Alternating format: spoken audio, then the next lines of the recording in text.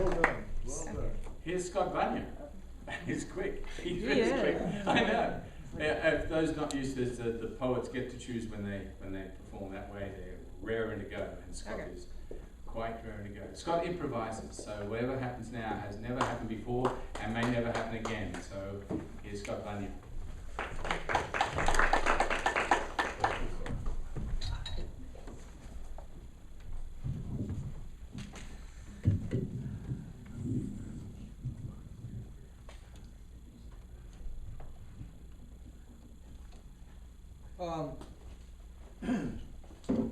I knew I was coming to this, I guess probably about as long as y'all did, about a month.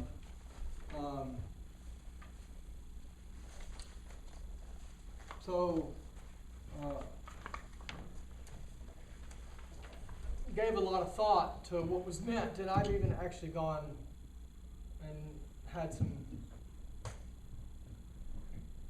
words sort of with Tom about what the intention of this, the theme of this might have been. And to me, the theme tonight is,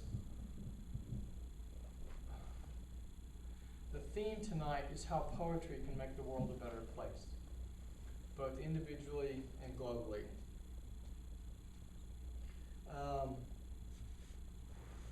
And the first thing that always springs to mind is all those people in jail cells who have ever been given a book of poems or a pen and some paper,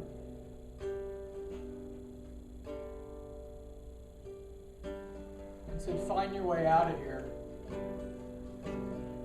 Find your way out of the prison that says you're stuck in a land, and let's be honest, you're stuck in a land that only partially adores you.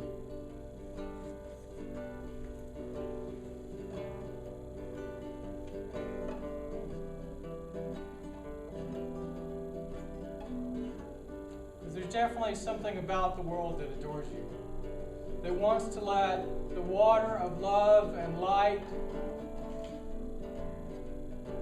and the purity of soul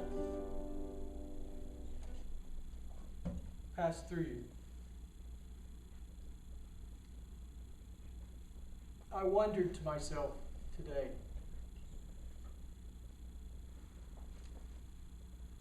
about how in the Amazon there are so many words for green,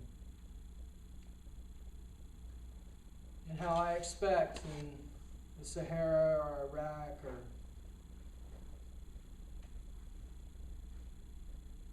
the desert states, there are many, many words for sand. And it occurred to me that we're blessed in this country because there's so many words for water. And I don't think it's a stretch of the imagination to say that human beings, if anything, are various shades of water. I've known people in my life who were deep, dark, stagnant pools, and nothing ever moved. I've also known people who were bubbling cauldrons that constantly turned up heat and sulfur and fumes. I've known others that were geysers that burst into excitement and joy at the drop of a hat or on a regular basis.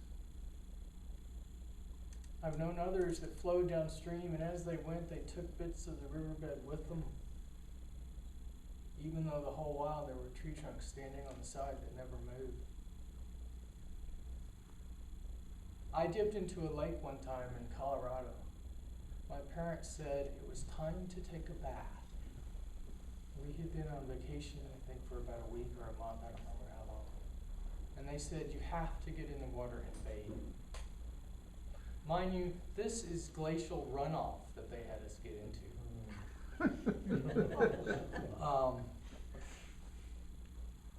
So it was 32 degrees. And it's not surprising that we froze and got out clean but bitter. And it was, within minutes we picked up our fishing poles and went back to fishing. I bring this up because in a moment called Saturday, October 4th, 2014. The point is how poetry can make the world a better place. For me, it makes it a better place because when I get frustrated and depressed, there's something inside me that says it's not just about you, it's about serving other people. And there's something that you know, and you have talents and you have skills and you have abilities to enunciate things and be specific about emotions and points in life. And if you put them out there, other people looking at them, they feel better about you again.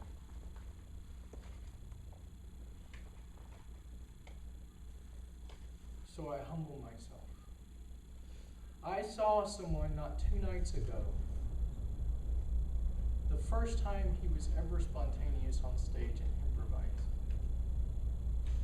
He stood up and he started out talking about the people in front of him. And very, very quickly, it came around to the same thing that I think makes poetry beautiful, awe-inspiring.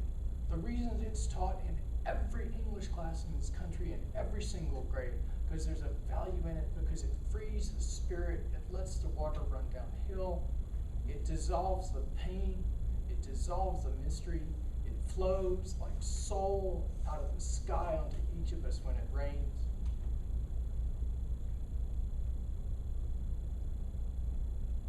After he had pinpointed everyone in the room and said how much he loved them, the one thing he was inspired to do more than anything else was say how thankful he was.